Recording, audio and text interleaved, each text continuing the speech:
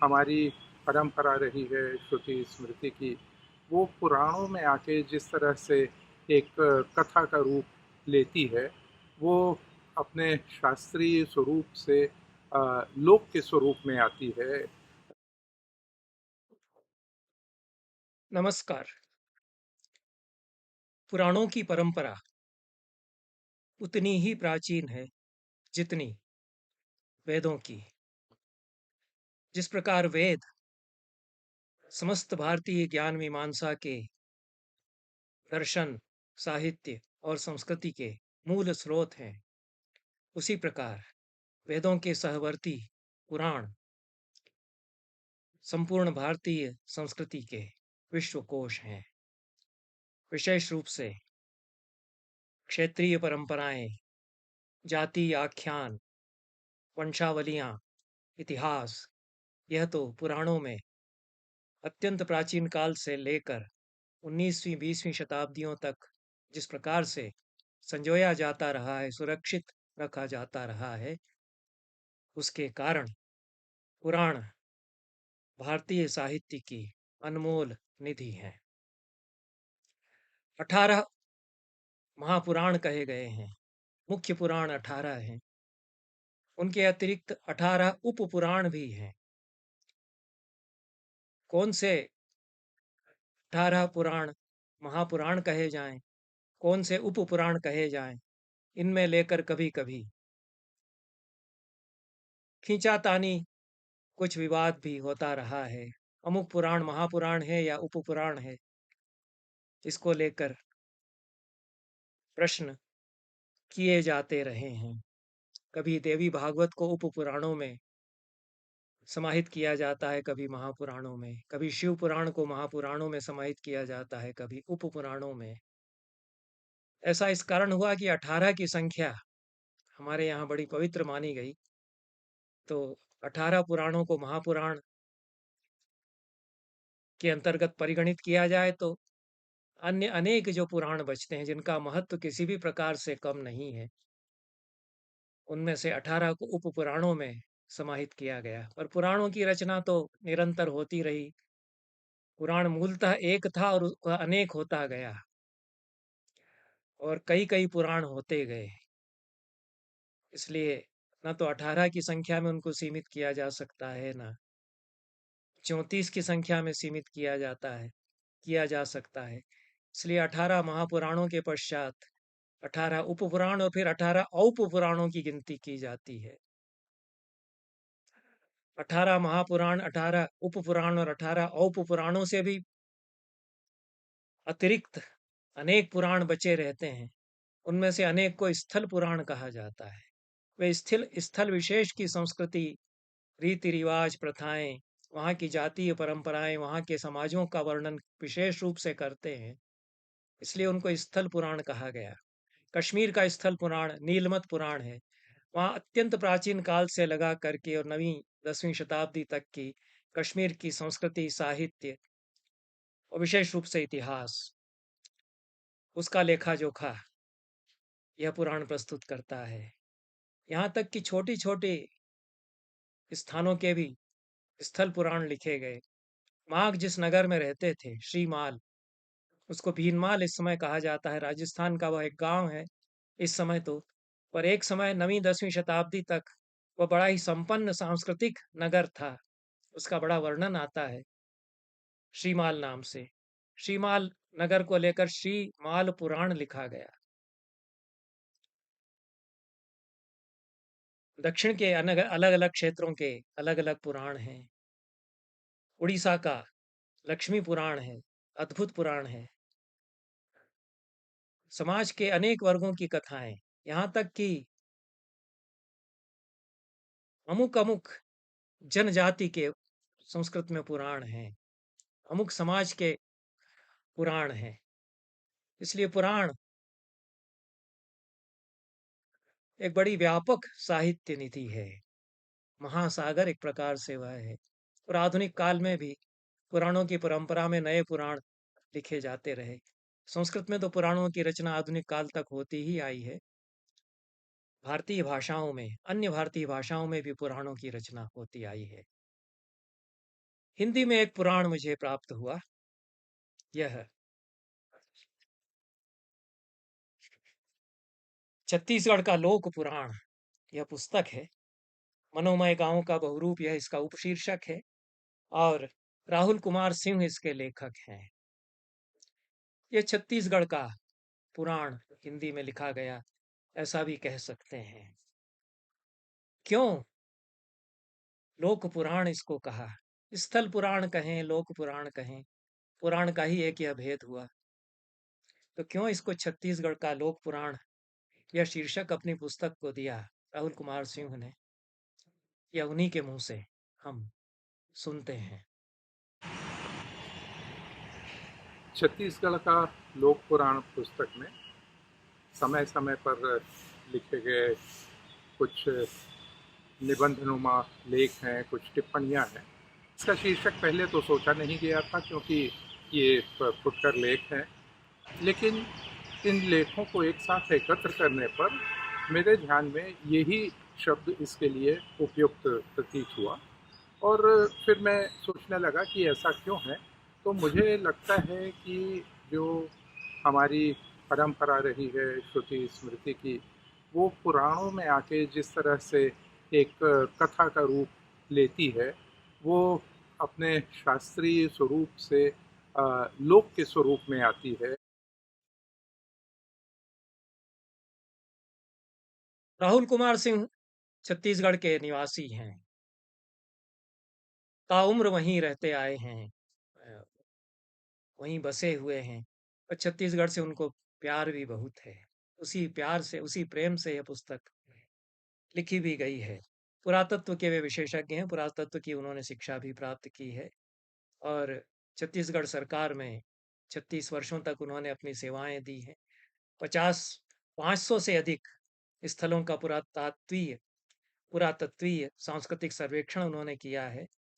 और एक पुरातत्ववेत्ता के रूप में वह अपनी पहचान रखते हैं। जिन स्थानों का उन्होंने अध्ययन किया है पुरातात्विक धरोहर की दृष्टि से, उसमें ताला, डीपाडीह, गढ़धनोरा, गढ़धनोरा, भोंगापाल, डमरू आदि में तो इन्होंने उत्खनन किया है। और लालबाग, इंदौर, गुजरी महल, ग्वालियर, ओरछा अनुरक्षण विकास परियोजनाओं में अपनी बड़ी भूमिका निभाई है। कथाकार भी वे हैं, निबंधकार भी वे हैं। और संग्रहालय विज्ञान का परिचय, यह बड़ी महत्वपूर्ण उनकी पुस्तक है, क्योंकि इस तरह के वैज्ञानिक और तकनीकी विषयों पर अच्छी पुस्तकों का बड़ा अभाव है। तो म्यूजियमोलॉजी और संग्रहालय विज्ञान पर हिंदी में पुस्तक उनकी है। और ताला का पूरा वैभव, यह सह लेखन में उनकी एक पुस्तक है। अनेक पत्रिकाओं में उनके लेख प्रकाशित होते रहे हैं। बहुत अच्छा कार्य जो उन्होंने किया है, बच्चों के लिए उन्होंने काफ़ी लिखा है, अनुवाद किए हैं। बच्चों के लिए द्विभाषी संस्करण की 7 पुस्तकों का छत्तीसगढ़ी भाषा में उन्होंने अनुवाद किया है। और जसवा मॉडर्न नाटक का छत्तीसगढ़ी भाषा में उन्होंने अनुवाद किया है। और उत्कीर्ण लेख, जो बालचंद्र जैन प्रसिद्ध पुरातत्ववेत्ता, उनके द्वारा संपादित छत्तीसगढ़ के शिलालेखों का संकलन है, उसका उन्होंने परिवर्धन किया है। कोसल पत्रिका के वे संपादक सदस्य भी हैं।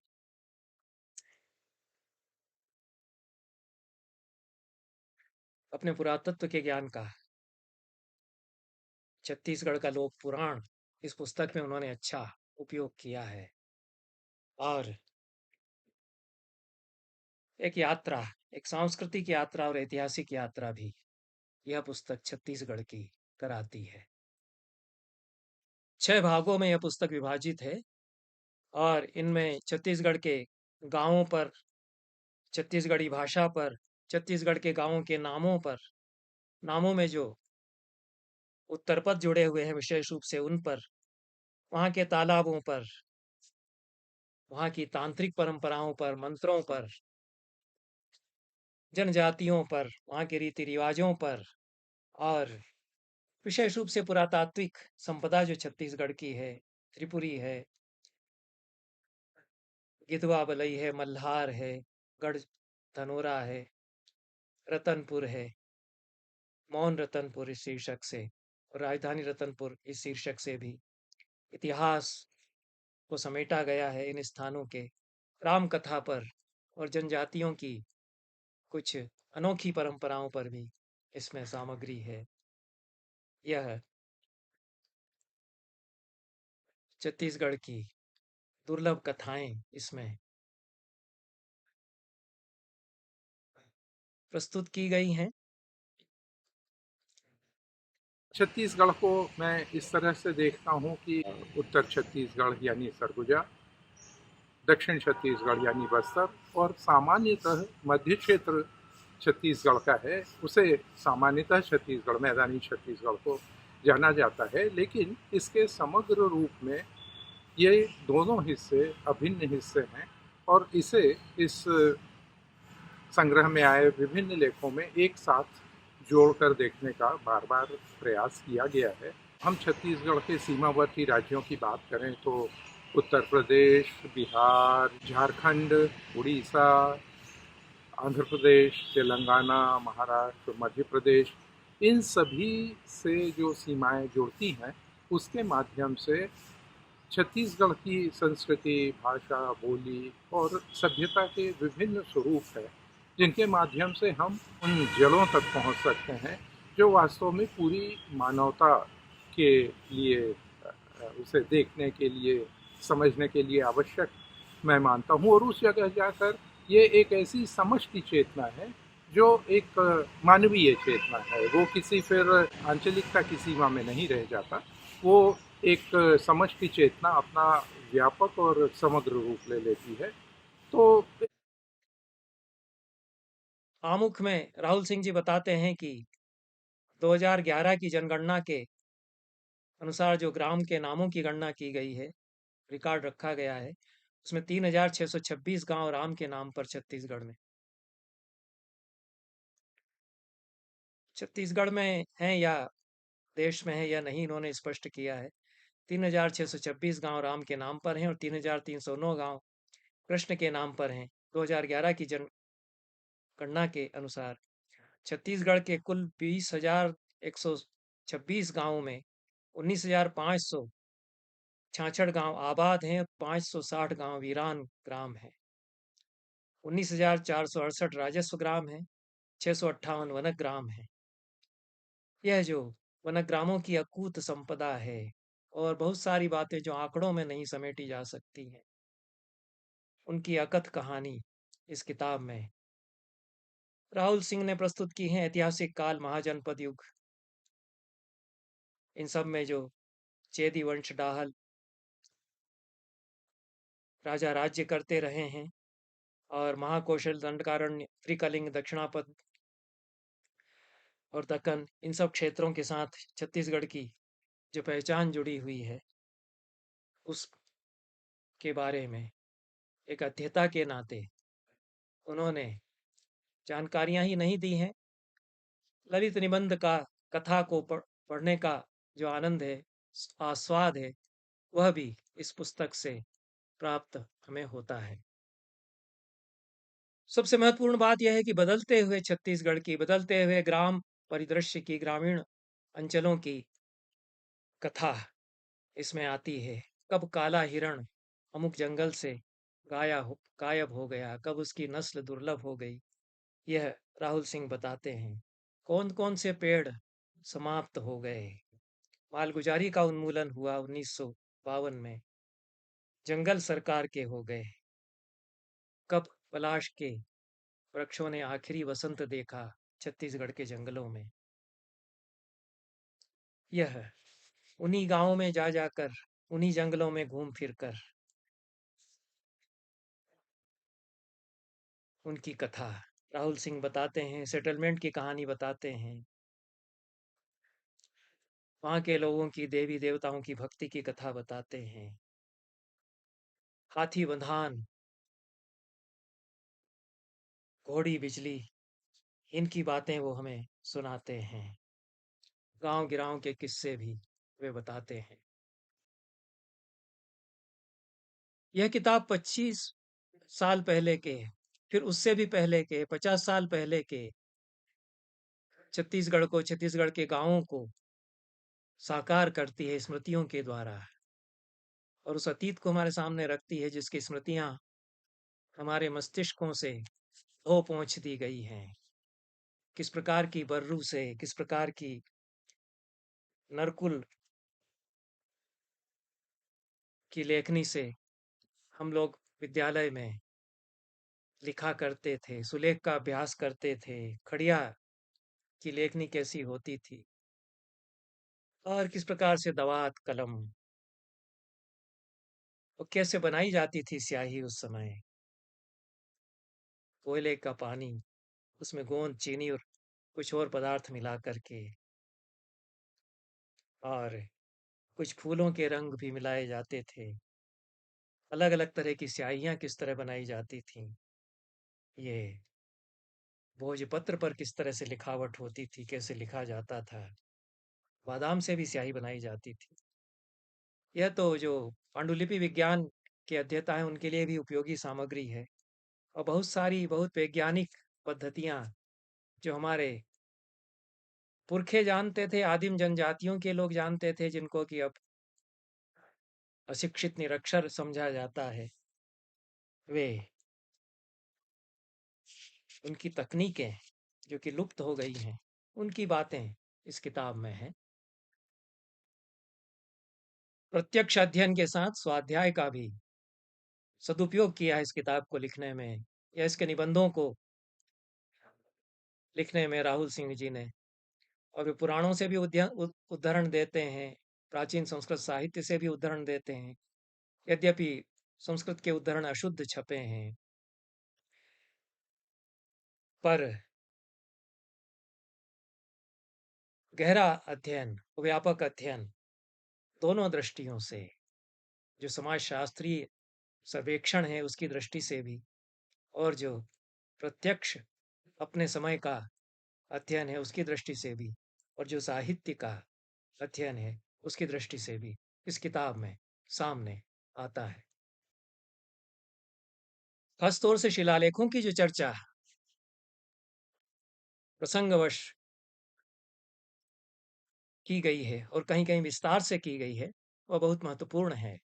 और छत्तीसगढ़ी का जो पहला शिलालेख है 25 पंक्तियों का दंतेश्वरी दंतेवाड़ा के मंदिर में, वह बहुत ही महत्वपूर्ण है और वह बहुत ही महत्वपूर्ण है और संवत 1760 चैत्र सुदी 14 का यह अभिलेख है, इंस्क्रिप्शन है। उसकी छत्तीसगढ़ी जो कि 300 साल पुरानी छत्तीसगढ़ी है, उस पर किन-किन भाषाओं का प्रभाव है, ब्रज का प्रभाव है, भोजपुरी का भी प्रभाव उस पर झलकता है और ऐतिहासिक दृष्टि से जो सूचनाएँ उससे मिलती हैं और कलयुग में चूँकि संस्कृत वाँचने वाले कम हो जाएँगे इसलिए हम यह लेख भाषा में लिख रहे हैं। यह भी उस अभिलेख के प्रणेता इस लेख में कहते हैं और पूरा इतिहास तो जैसा कि शिलालेखों में बताया जाता है कि दिक्पाल देव विवाह कीने बर्दी के चंदेल राव रतन राजा के कन्या अजय कुमारी महारानी विषय 18वें वर्ष रछपाल देव नाम युवराज पुत्र भये इत्यादि इत्यादि और घटनाओं का जिक्र उस समय की जो किया गया है। तो ये महत्वपूर्ण इतिहास जो बोलियों में अभिलेख कुछ शताब्दियों पहले तक लिखे जाते रहे, उनमें से कुछ शिलालेखों का परिचय हम इस पुस्तक से प्राप्त करते हैं।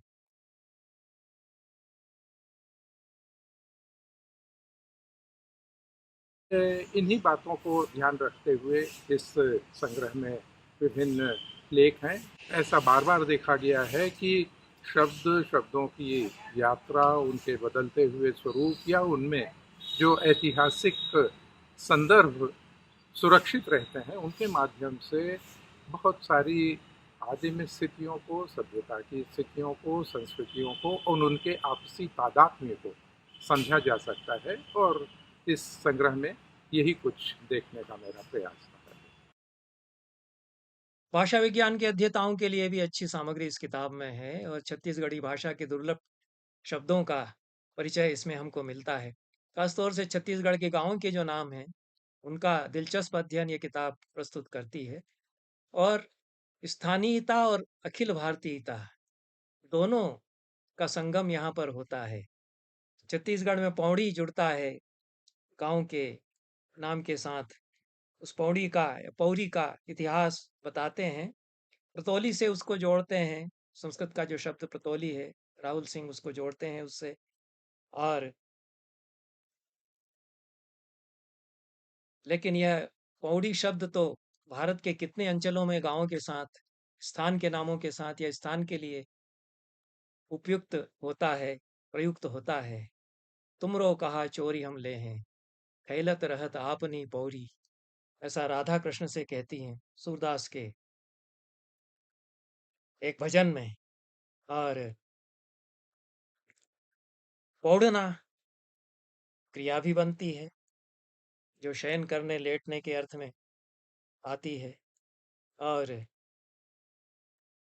इसको उदुम्बुर या गूलर, उसकी लकड़ी से जोड़ते हैं राहुल सिंह। और भुई गूलर, गूलर, कठगूलर, इन सब के बारे में जानकारी उसके साथ देते हैं और इनका क्या संबंध है पौड़ी से, ये बताते हैं। तो यह एक जानकारियां ही नहीं, जानकारियों से जो आनंद और रोमांच होता है उसको जगाने वाली यह पुस्तक छत्तीसगढ़ का लोक पुराण है। बलौदा और डीह शब्द भी गांव के नाम के साथ जोड़े जाते हैं। डीह तो भारत के उत्तर भारत के अनेक अंचलों में इस शब्द का प्रयोग होता ही है। बलौदा, बलौदा शब्द बलौदा बाजार के लिए जो नाम वहां प्रचलित होता है, उसको बलिउद, इससे उत्पत्ति उसकी बताई गई राय बहादुर हीरालाल के हवाले से। लेकिन संस्कृत में बलिवर्द शब्द है। और ये भैंसा, भैंसा डीह, ये महिष आपन, महिषापण, भैंसा बाजार, इनके लिए जो स्थान आते हैं, तो बलौदा बलिवर्द से संभव है कि निकला हो। और बैलों का बाजार, बलिवर्द तो बैल को कहते हैं, तो उनका बाजार होने के कारण इसको बलौदा कहा गया। वो बैल बोदा बाजार पहले इसका नाम था, यह तो राहुल सिंह स्वयं ही बताते हैं। तो बैल से संबंध है और संस्कृत में तो बलिवर्द शब्द है ही बैल के लिए। संस्कृत के विद्वानों को चाहिए कि वे स्थानीय संस्कृतियों का, संस्कृत की परंपराएं किस तरह से उनमें रची बसी हैं, इसकी दृष्टि से अध्ययन करें। राहुल सिंह जाहिर है कि संस्कृत के पंडित नहीं है। संस्कृत के स्रोतों का उपयोग तो उन्होंने अवश्य पर्याप्त और प्रचुर मात्रा में किया है, पर संस्कृतज्ञों का भी यह दायित्व है कि वे लोकाभिमुख हों, लोक परंपराओं का भी अध्ययन करें। बहुत आवश्यक है आज के समय। राहुल सिंह बताते हैं कि केवल बलौदा ही नहीं, बलौदी, बालोद, बालोद, गहन, बेलोंदा, बेलोंदी, बोदा, बोंदा, ये गांव के नाम मिलते हैं। और भैंसा भी कई गांवों के नाम के साथ जुड़ा हुआ है। और बछोद, मरोद, लाहोद, चरौदा, कोहरोदा, माल खरोदा, चिखलदा, ये गांव के नामों का यदि अध्ययन किया जाए और बहुत सारे अनछुए अध्याय, अनजाने अध्याय, अस्पष्ट पक्ष हमारे इतिहास, कला और संस्कृति के उनसे सामने आते हैं। नामावली का ही अध्ययन यदि अभिनिवेश के साथ, जुड़ाव के साथ किया जाए। छत्तीसगढ़ के पशु पक्षियों पर अच्छी चर्चा इन्होंने की है। और ख़ास तौर से एक पूरा अध्याय इसमें गेंदुर और अचानक मार, अचानक मार नाम का भी एक बड़ा रोचक लेखा जोखा वे प्रस्तुत करते हैं राहुल सिंह। गेंदुर चमगादड़ के संदर्भ में आता है। मोहल्ले का नाम ही गेंदुर पारा, गेंदुर मोहल्ला कैसे पड़ गया।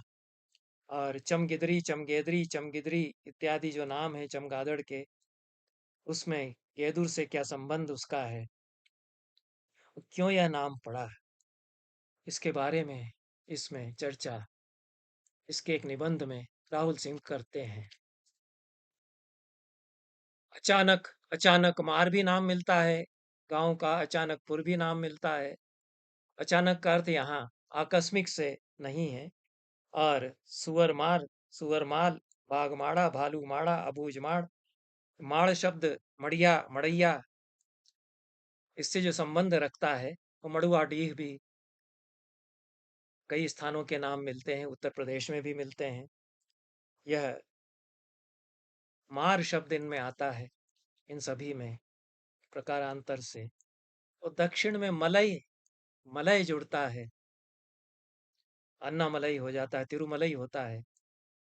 तो पूरे भारत में कहीं न कहीं एक सी भाषिक चेतना है, और गाँवों के, शहरों के नाम जो प्राचीन हैं, उनमें भी कोई एक चेतना है, जो जोड़ती है पूरे देश को, कश्मीर से लगाकर कन्याकुमारी तक। और छत्तीसगढ़ भी अपनी सारी लोक परंपराओं के साथ कहीं न कहीं उस अखिल भारतीय परंपरा से जुड़ता है। यह छत्तीसगढ़ का लोक पुराण हमें बताता है। विशेष रूप से जो आख्यान हैं, और उन आख्यानों में जंगल से जुड़े हुए, पहाड़ों से जुड़े हुए, और उससे भी अधिक नदियों से जुड़े हुए, नर्मदा से जुड़े हुए आख्यान, कथाएँ, जनजातियों की, सोनभद्र और नर्मदा की कथाएँ, सोन और नर्मदा की कथाएँ, उस पर अन्य लोगों ने भी कार्य किया है, और नर्मदा पर जो पुस्तकें हैं, उनमें भी उन आख्यानों का संकलन किया गया है। और पुराणों में भी इस तरह की कथाएँ आती हैं, स्कंद पुराण हो या स्कंद पुराण का रेवा खंड हो। तो यह जो हमारे महापुराणों की परंपरा, और ये जो लोक पुराणों में लोक आख्यानों की परंपरा है, जनजातियों में जो आख्यानों की परंपरा है, ये कैसे समानांतर बहती हुई धाराएं हैं जो एक दूसरे से संगम भी बनाती हैं। नदियां नायिकाएं हो जाती हैं। कौन सी नदी नदी न रह करके नद कहलाती है और वह नायक हो जाती है, जैसा कि सोन के साथ होता है, सोनभद्र के साथ होता है। तो यह बहुत दिलचस्प अध्ययन का क्षेत्र जो हमारी आख्यान परंपराएं हैं, जनजातीय आख्यान हैं, उनकी दृष्टि से है। तालाबों पर जो लिखा है राहुल सिंह ने इसमें, उसको पढ़ते हुए अनुपम मिश्र की याद आती है। अभी भी खरे हैं तालाब, उनकी इस पुस्तक के कुछ वाक्य, उसके प्रसंग मन में उभरते हैं। तालाबों के नामों से जुड़े हुए कितने गांवों के नाम हैं, या तालाबों के आधार पर कितने गांवों के नाम हैं। उद, उदा, दा, सर, सरी, सरा, तरा, तराई, ताल, चुआ, बोड़, नार, मुड़ा इत्यादि, और संस्कृत मूलक अनेक शब्द इनमें हैं। लंबी शब्दावली इस तरह की इस किताब में दी गई है। विशेष रूप से जो अच्छी बात है कि तालाबों के पारिस्थितिकी तंत्र की, इकोसिस्टम की जो जानकारी है, उसका जो अध्ययन है, कैसे तालाबों का रखरखाव ये जनसमाज छत्तीसगढ़ के किया करते थे, और जलीय वनस्पतियों का जो ज्ञान है, उनको कितना ज्ञान था जिस जो कि अब हमारे पास नहीं है।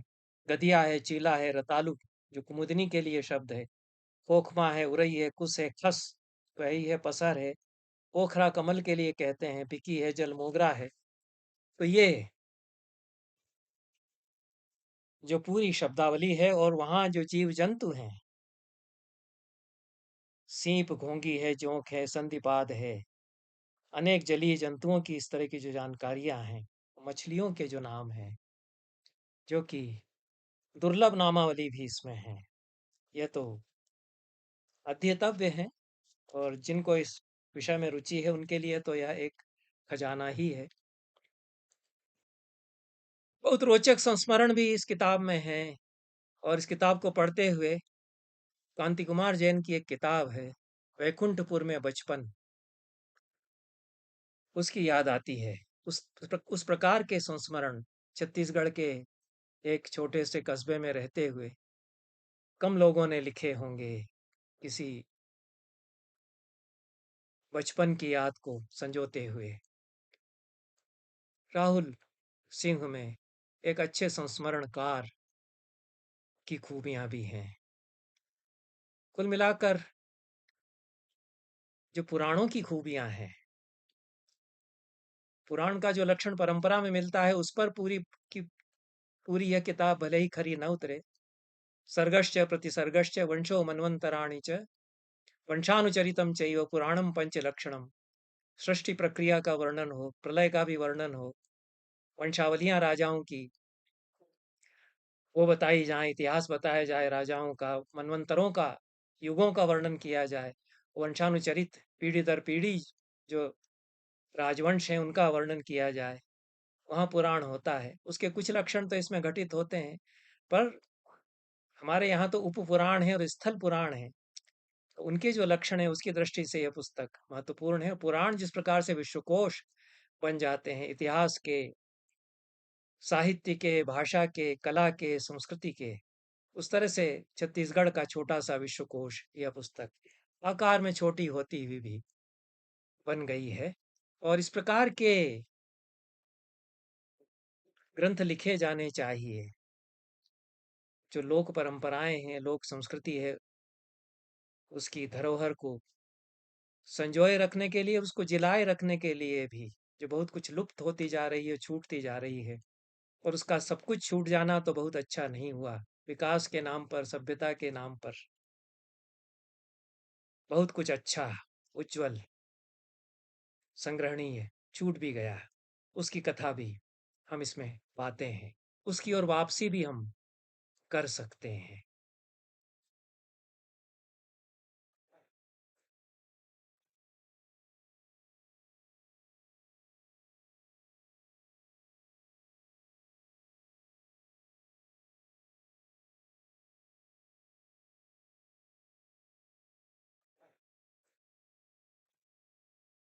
बहुत ही अद्भुत बात जो इस किताब से पता चलती है छत्तीसगढ़ की लोक परंपराओं के बारे में, कि वहाँ झाड़ फूंक सिखाने के और तंत्र में प्रशिक्षण देने के केंद्र हैं। ये छोटे-छोटे गुरुकुलों जैसे हैं और कई गाँव में इस तरह के केंद्र चलते हैं। बाकायदा दीक्षा दी जाती है, प्रशिक्षु को दीक्षित किया जाता है, उसको ट्रेनिंग दी जाती है मंत्रों में। छत्ती भाषा के वो मंत्र हैं, लोक भाषा के मंत्र हैं, लंबे मंत्र भी हैं, उनकी भी वानगी इस किताब में दी है। कई तरह के मंत्र हैं, अलग-अलग विषयों के, अलग-अलग प्रयोगों के लिए, अलग-अलग विनियोगों के लिए अलग-अलग प्रकार के मंत्र हैं। और वो एक अलग प्रकार का संसार उसमें ओझाओं का जो रहा है, टोने टोटकों का, तंत्र का, वह हमारे सामने खुलता है। जनजातीय परंपराओं के इतिहास का, जो हमारे पौराणिक आख्यान हैं, बड़े आख्यान हैं, वो लोक परंपराओं में रूपांतरित होकर के किस रूप में मिलते हैं। या टांगीनाथ की कथा जो इसके एक अध्याय में बताई गई है, उससे हम देखते हैं। वो जमदग्नि मुनि की कथा उसमें आती है, जो कि वास्तव में जमदग्नि है, और ये परशुराम परशुराम की कथा है। अपने फरसे के द्वारा 21 बार वे क्षत्रियों का संहार करते हैं, उसकी भी कथा इसमें दी गई है। लेकिन कुछ दिलचस्प और स्थानीय रंग उसमें चढ़ाते हुए, और उसमें गुरु मंत्र आदि किस प्रकार से आते हैं टांगीनाथ के आख्यान में, यह इस किताब में हम देखते हैं। और एक जो अच्छा विषय इस पुस्तक में लिया गया है वो ग्राम देवता है। कई कई ग्राम देवताओं का परिचय इसमें मिलता है। और जो खासियत है ग्राम देवताओं की, कि वे समुदाय की उपासना के लिए हैं, समुदाय के द्वारा उपासित होते हैं। व्यक्ति पूजा उनमें नहीं हुआ करती, व्यक्ति के उपास्य वे नहीं होते। वे पूरी जाति के, पूरे गांव के, समाज के उपास्य हुआ करते हैं। और उनका अपना इतिहास, उनसे जुड़ी हुई परंपराएं होती ही हैं। अनेक अनोखी विशेषताएं छत्तीसगढ़ की जो राहुल सिंह बताते हैं, उसमें कुनकुनी के गिरजाघर पर एक पूरा अध्याय है, जो कि एशिया का दूसरा सबसे बड़ा गिरजाघर है, और उसका पूरा इतिहास वे बताते हैं। कुछ शताब्दियों का इतिहास, जनजातीय परंपराओं का इतिहास, क्रम विकास, इसका सिलसिला इस किताब में हमारे समय तक, आज़ादी की लड़ाई तक आता है। और त्रिपुरी में जो कांग्रेस का अधिवेशन हुआ, वह किस प्रकार से छत्तीसगढ़ में होने वाला था, तैयारी उसकी पूरी थी। कैसे वह जबलपुर के पास त्रिपुरी में स्थानांतरित हुआ, और कैसे छत्तीसगढ़ के उत्साही लोग, राष्ट्रभक्त लोग फिर चले वहाँ से त्रिपुरी के अधिवेशन में सम्मिलित होने के लिए। कैसे गीत लिखे गए कांग्रेस से जुड़े हुए लोगों के द्वारा, आज़ादी की लड़ाई से जुड़े हुए लोगों के द्वारा, यह राहुल सिंह बताते हैं। गुरु घासीदास तथा अन्य संत, सतनामी संप्रदाय, उन सब की भी कथाएं इस किताब में राहुल सिंह बताते हैं।